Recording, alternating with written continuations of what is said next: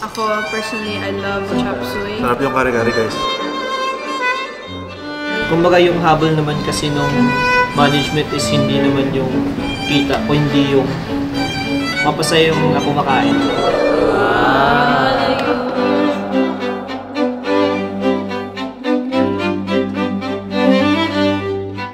Medyo nakakalula lang yung buffet dito. Napakarami. Ubus kaya natin yan. Sarap din. Masarap yung pizza. Ang per head dito ay... Alright guys, so today we are right in front of the first 5-star hotel here in the Philippines, which is the Manila Hotel. And we are here in Tomas Morato, Quezon City. Because we're gonna try one of the cheapest and most affordable buffets in Manila. And here it has one of the most expensive buffets in the metro. And we are gonna know kung meron ba pinagkaiba or ano ba yung experience and all that. Let's go on and try the most cheapest and expensive buffet here in Manila. Let's go! We're gonna keep on eating today with lots of food because today we are gonna try some buffet. A cheap one and the most expensive one. It's gonna be an interesting day. I don't know what to expect because the buffets I've been before it's all good. Like Yeah. I don't know like the difference of the cheap and the expensive. Of course there's a difference, but like I didn't really compare it yet. We're actually trying those for the first time, like those two restaurants. Because I'm hungry, I haven't eaten, so sakto. Yeah, we haven't eaten yet. Let's go sa mga buffet and try out their food. Patty. Alright. Hello! So there's gonna be joining us today as well. Niyaya namin yung buong siblings and si Melissa, but the whole other siblings are busy as of now, so it's just us three. We're here, dog! Time to start eating buffet! Alright guys, so nandito na tayo sa most cheapest buffet here in Manila. I think this one's named Pino Cafe and Restaurant. So Pino. let's see what they have to offer. Kami lang yung tao dito ngayon kasi parang break time kayo, no? Naka-break time sila, so perfect. So the ambience here, kita-kita nyo naman, simple lang and you know, everyone can And it's just eat. cold. Yes. Love it. Magkano po yung buffet nyo dito? 298. So meron tayong ano dito, buffet that's priced 299 pesos, which is how many yun sa dollars? $4 to $5. We're just gonna try to see kung worth it ba yun. Meron tayong rice, pansit, chop suey, beef kare-kare, chicken pandan, fish escabeche, bagnet, Shanghai. Mga ilan to lahat? 8 dishes for $299. Ay, meron pa kayong dessert? Dessert ba yan? They have vegetable salad and dessert. And soup. And soup. Oh my gosh, a full meal. And meron silang rule dito, strictly no leftover takeout sharing policy. Ready na ba kayo? Oh, Uti, let's go! Wala pa kaming kain, so In game. it's time to eat.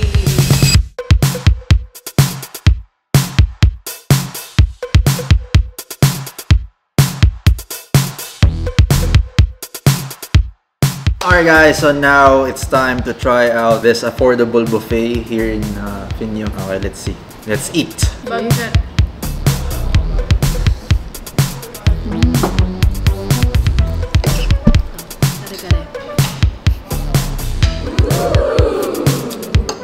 Wow, init. So first, ang na-try ko is yung chop suey. Ako, personally, I love chop suey. Because I'm not really into vegetables, but chop suey, if it's chop suey, I like. Because I like how it's cooked. So this one is very, it feels like home. That's what I like about it. Right? Yeah! This bagnet is also really, really good. It's crunchy in fairness. Sarap yung kare-kare guys. Wow. Ang sarap. Hindi siya dry. May seasoning siya. Guys, yung kare-kare, malambot. Talagang saktong-sakto yung pagluto. As saucy. Sarap siya, bagong luto. Tsaka malaman. Ayan, no? Alright guys, so tapos na ako sa first kong dish. First dish? Okay, meron akong last na ito try yung spaghetti. So, po tayo spaghetti. Anong klaseng spaghetti? Yung Italian, Filipino? Filipino. Kasi syempre Pinoy tayo, you know what I'm saying? Filipino spaghetti. Ayan, mainit-init pa. So, try natin ng kanilang Filipino spaghetti with hotdog. It actually looks good. Sarap! Filipino. Sa atin lang may matamis sa spaghetti. Kamusta yung spaghetti? Wala pa. Ay, wala pa. Ikaw, kamusta yung spaghetti? I haven't tried the spaghetti because I know, I'm scared for charge. Kamusta yung spaghetti? Sarap, tamis, very Pinoy. Sarap, classic.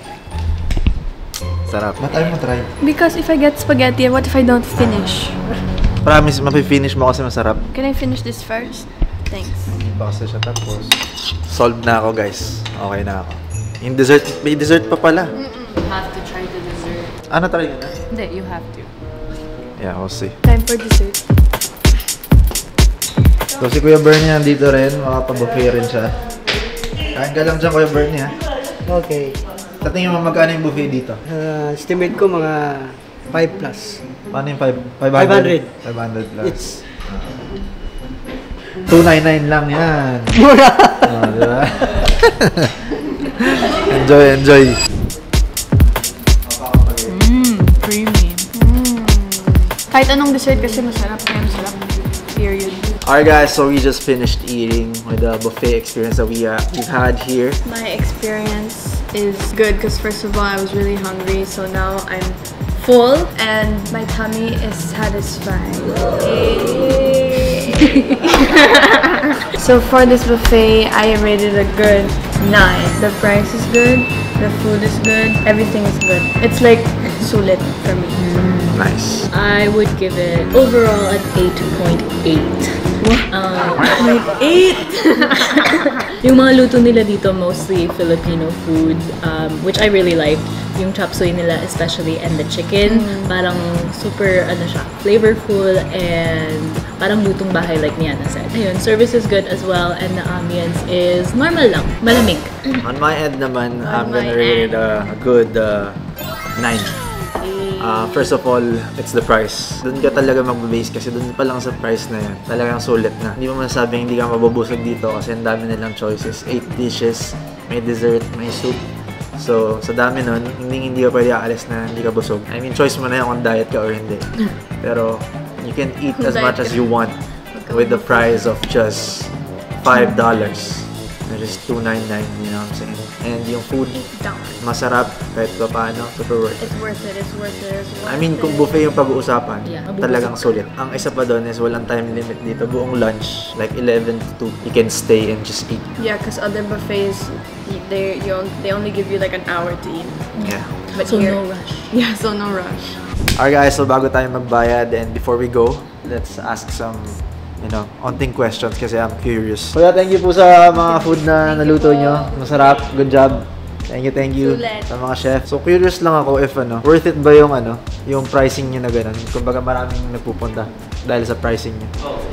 Mas, kumbaga, yung price kasi niya mas pumasulit siya kaysa sa iba. Kumikita pa rin. And then, Meron naman sir, pero konti lang.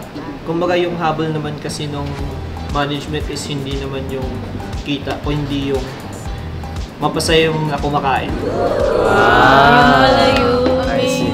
So, meron mga tao dito talagang kumbaga, sinusulit talaga nila yung bayad nila. Yes po, may sulit yung oras. Kaya start sila ng 11 hanggang 2. Tapos, Nakakailang plate sila. minsan may 3, 4, ganun. Ganun lang. Sa Andy din naman po siya.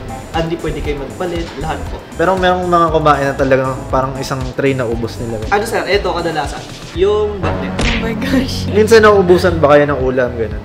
Meron sir, may time na ganun. Pag sobrang daming tao po. Paano yan pag ganun? Kumbaga, nag-wait na lang sila until mailabas ulit yung ibang food. Siguro mga 5 minutes yun yung pinaka. Pero nasa sold out kaya ng ulam. Yes po. Thank you, kuya. Thank you. Ang ganda ng idea nyo na sobrang sulit tapos ang sarap pa ng mga pagkain. So, Love good it, job. love. Okay. Thank you. Thank you, Kuya Ariel. Thank you, guys. Alright, guys. So, meron tayong guest na dumating that will join us for today. Galing Sapporo, Japan. Si Yang Kong Kong. Alright, with her new hairstyle, as you can see. Alright, guys. So, now we're here in the Manila Hotel. Nandito sa loob yung restaurant nila dito, yung Cafe Ilang Ilang, which is the buffet that we're going to.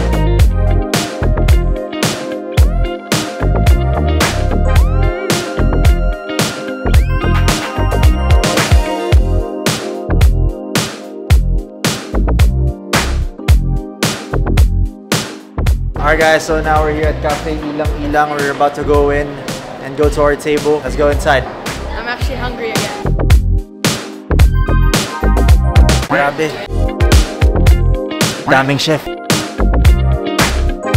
this isn't actually like the most expensive one. The most expensive one was a Spiral sa Sofitel, but apparently it already closed down just like last year. Ito na yung sumunod. That's why we're here right now. Here in Ilang Ilang Cafe, they have 12 buffet stations, and they have like different cuisines per buffet. So we're all about to try that. It's very exciting. We actually came a long way from north to south, so gutom na ulit ako. Anong buffet station yung gusto mong puntahan? Sa lechon. Lechon? Ikaw? Ako gusto ko may mga steak ba dito? At saka hindi. Dessert station.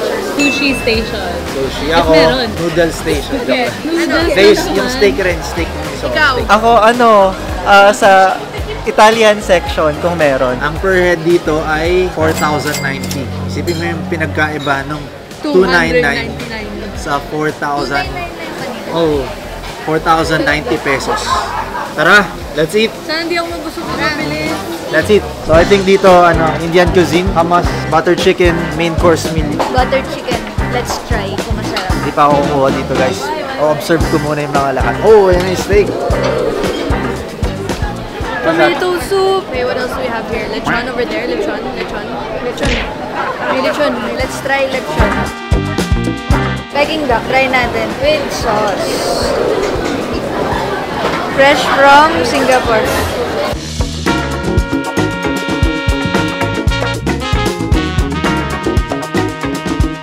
Alright guys, so ngayon nasa Chinese station tayo, as you can see. Meron itong mga dumplings and all that. Lapu-lapu, pero bulgogi. Usually ang bulgogi is beef. Alright guys, so nandito tayo ngayon sa steak station, as you can see. Sobrang sarap ng steak. Makikita mo pa lang. Meron sila dito ang bread station, as you can see. And then meron tayong mga salad over here. Meron silang halo-halo station, as you can see. Siyempre, we're in Manila Hotel. Filipino, you know what I'm saying? Oh, guys, they have their pasta station over here. Cold cuts. Grabe, kompleto talaga dito. Meatball marinara, pasta, beef. Also, Italian. They have pizza over here. So, I think this is the Italian station. Yeah, right. Alright guys, so we just roamed around. These are the food that we've got. I got steak, lechon, butter chicken, and pizza. And lechon. I said that twice. We all got the same thing. May mga extras lang sa mga iba, tsaka may mga hindi ako kinuha na ayaw ko. Got pasta, shrimp pizza, Melissa got some salmon, cold cuts, butter chicken, tapos nag-kimchi siya sa Korean station. So ngayon, are you guys ready to eat? Makain ka ni. Game na. Game na.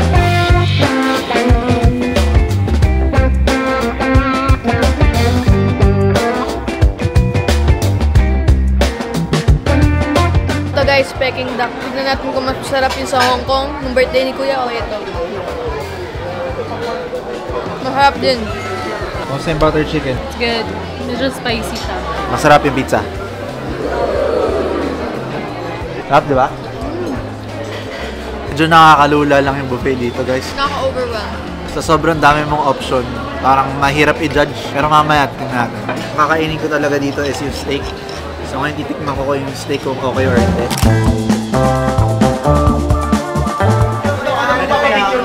Ano, may nilalapag sila. Nakakaw.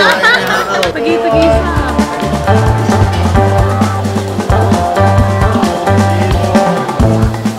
Alright guys, so dinala na tayo ng balot tsaka ng hakaw kasi kanina walang hakaw. Napakarami. Ubus kaya natin yan. Alright, tapos na kami sa first round. Nakapagpahinga na rin kami ng kaunti. So ngayon pupunta na kami sa Japan. Okay, let's go Japan! Daming sashimi. May tempura. Ba't di natin nakita yan kanina? Alright guys, nandito tayo sa dessert. Talaga ako mahilig sa sweets so baka wala akong kunin dito. Hi guys, so una-una na po ako sa dessert. Mga po puto bongbong, tsaka ngayon papila na po ako sa crepe. Tapos may ice cream sa sunod.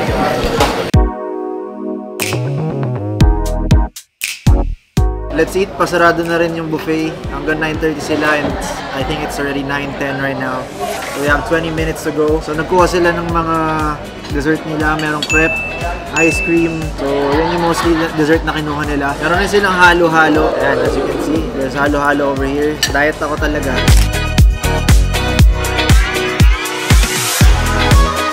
What can you say about the most expensive buffet? Halata naman na busog lang. ako. Pero busog ako. Pero parang normal lang siya. Parang, ewan ko. Siya talaga yung yung feedback niya, no? Hindi, masarap yung food. Pero kung mag-pay ka ng 4,090 para sa isang kainan, parang for me, hindi siya worth it. Kasi hindi naman lahat yan makakain mo talaga. Pero, quality naman yung food. Sulit naman siya sa akin. Parang lahat na kain. Not all, but like, I ate a lot of food. Sarap naman lahat. I love it all. For its price, I think it's also valid because there's so many food here. There's 12 buffet stations. It's just up to you if you wanna eat here. Depende nga sa'yo. Yeah, it really depends on you. For its price, siguro, I mean, okay naman siya kung gutom na gutom ka. We're pretty small, so medyo parang mabilis kaming mabusog. So if you have a big appetite, it's really worth it here. Na-notice ko rin na sobrang parang mga grupo sila dito. They celebrate, like a lot of people celebrate here. If you want a lot of food options, mas madaming food options dito. I think with the amount of like, choices that you have, worth it naman yung price. Kasi you're paying for like an unlimited amount of steak, unlimited amount of sushi, unlimited amount of drinks, dessert, basically lahat. And no time limit. Opening to closing. Worth it yung 4K. That's only if talagang masusulit ng pagkain mo tsaka kakayanin ng tiyan mo, kumbaga. So pag occasionally, this one's worth it. So yun, for me, worth it. How about the food, guys, and ambience? What can you guys? Good. Huh? Rate ko, Wala siya kanina. 9.5. Food and ambience? 9. 9.5. Ikaw. Ang labo na namin, sorry. Ganun ka sulit dito. Ayun, nabusog kami. Ikaw? I really good 9. Me, I'm gonna give it a good 9. Uy, 9 din ako. Akala ko kasi sa food. Ikaw? Ako 9 din. Alright guys, so now we are actually done trying out the cheapest buffet and the most expensive buffet here in Manila. So now it's time to compare the cheapest one to the expensive one. So guys, ano masabi nyo sa pinagkaiba ng experience sa cheapest and most expensive How one? can she tell? She didn't even eat with us at the first one. Masasabi ko, sa experience, magkaiba talaga. Hindi ka nakasali na muna. Ay, diba? Mangarap. Wala si Seiya kanina, so hindi niya masasalit yung mga Wala kang say. Of course, there's a difference from price to ambience to the food. But even though it's cheap, it's still good. And even though it's expensive, it's still good. It just really depends on you kung ano yung budget mo. But both is like, it's amazing. You'll be happy with both. Magkaiba kasi sila eh. The cheapest one, in terms of food, you get smaller choices. You get fewer choices. So, Filipino food lang siya. Whereas, here sa most expensive one, mas madaming choices. You get like steak, shrimp, sushi, pizza, mga ganun. So, service was good. I could say that they were both great. Ambience, siguro mas madami pang tao mauupo sa most expensive. It's a little bit more classier. So, if you're here to like, it's good for celebrations and stuff. And dun sa cheaper one, the cheapest one, it's good for parang everyday. Yung experience yung pinagkaiba. For example, sa cheapest one, mas onti yung choices. Sa expensive one, sobrang daming choices. If papapiliin ako, I'd go for... Depende. I'd go both anytime. Same. How about you? Depends upon the situation. I'd go for the cheaper one. Mas pipili ko yung cheap, practical kumbaga. Pwede both. So, hope you guys enjoyed this vlog. Nag-enjoy ka ba? Nag-enjoy ako. Nag-enjoy ka ba? Nag-enjoy sobra at sana matry niyo yung na-try namin today. Nag-enjoy ba kayo? Kumain. See y'all next time. Peace. Crunchy. Ay, scripted na. Crunchy. Kanina kumain kami sa cheapest buffet. Ngayon, punta tayo sa expensive. Siyempre, dun ako sasama. The fine dining restaurant. May the good Lord bless you. May the good Lord, may the good Lord. May the good Lord bless you. Happy birthday to you. Happy birthday